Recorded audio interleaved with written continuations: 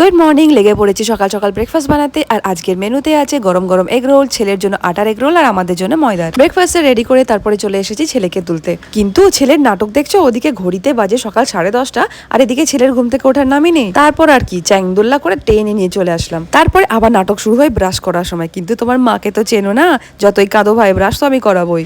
খাবারটাকে দেখে এমন ভদ্র ছেলের মতন বসে আছে যেন এক্ষুনি খাবারটা শেষ করে দেবে। প্রথমে 2-3 কামড় বেশ ভালো করে দেয়, কিন্তু তারপরে শুরু হয় ওর নাটক। ওর হয় নাটক আর আমার হয় ম্যারাথন। ম্যারাথন নয়তো কি, সারা ঘর আমাকে 5 কিলোমিটারের বেশি দৌড়াদৌড়ি করতে হয়। যাই হোক, কোনো রকম করে ঠাকুর করে খেয়ে একটু উদ্ধার করে আমাকে। আর ওদিকে তো ঘড়ির কাঁটা ঘুরেই যাচ্ছে, কোনো রকম তাড়াতাড়ি করে ওর টিফিনটা প্যাক করে দিই। আর ইনিও নমো নমো করে তাড়াতাড়ি ঘর থেকে বেরোতে পারলে শান্তি।